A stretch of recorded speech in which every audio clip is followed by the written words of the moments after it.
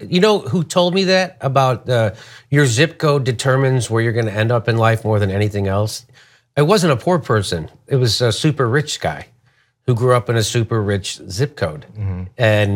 And I remember when he told me that, I was just an open micer here. I was open micing here in Los Angeles. And I met this guy. I didn't know he was rich. And he told me, he goes, yeah. I'm like, well, where do you live? He goes, Bel Air. I grew up in blah, blah, blah, blah, blah, blah. And he said, if you look at the stats, it's where your zip code determines, and like 95% of the time, you can break out of it. A lot of people do. You know, I come from I would say a lower middle class neighborhood. Everybody blue collar, work with their hands. Anybody who went to work with a tie on, there was like, oh, there's a guy with a tie on going to work. Right, the kind of, how do they say it? We take showers at the end of the day. They take showers at the beginning of the day. So that was the kind of guy I was. I took a shower at the end of the day. And so...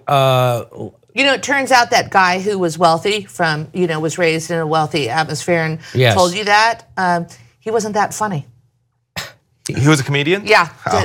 And I think, I don't know if that hurt his grit on stage, but, he didn't have, I don't know what he was going to talk about. It's so great being rich. Who's going to be on board for that? Right. But, I thought he was funny enough. Anyway. But the attack on Ocasio-Cortez for having grown up in, was it Yorktown Heights? Yeah. Wherever it was. Such a odd attack. Like, so freaking what? Who cares, yeah, don't believe it.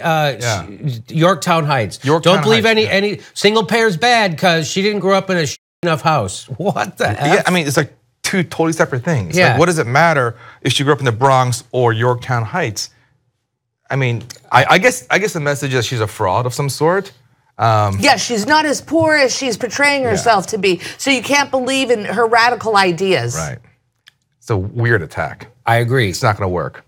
Let's go. No, especially because she's so articulate and she's on the right side of history. And she has the facts on her side. She's got everything on her side.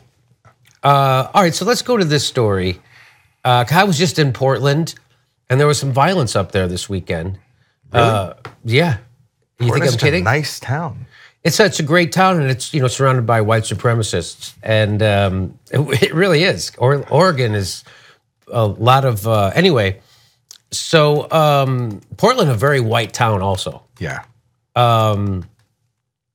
Which makes me feel comfortable because I'm white. I'm with my people. It's your white privilege. It's my white privilege. It actually is, though. I know. Yeah. I know. Believe me, I know that I have white privilege. That's why I like to wear a suit coat when I'm going around places. And like a cop goes, "Hey, did you just kick me?" "No, I'm wearing a suit coat. I'm white. I didn't kick you." It's true. It's a significant advantage and a privilege, and I forget that because being Asian in LA is a non-issue. But when I go to other parts of the country, it comes up, and it always blows my mind because I think of myself, I see myself as 100% American. This is my culture, this is my country. But when I find out that others see me as a foreigner, it blows my mind. It's so strange to me, and it comes in multiple forms. I mean, like the outright bigotry and racism. Like, I get that. Like, that's obviously bad. But even for those who are trying to make a connection, like I was from a prior job, I was once in Arkansas, and I had to get a prescription. I picked up a prescription, and the pharmacist says to me, "Hey, do you know the Chang family on Market Street?" I was like, "What? What are you talking about?" And I was like, "My name is Simon Chang. Like, what are you talking about?" And she's and the pharmacist is like, "Oh, because you guys are both Asian."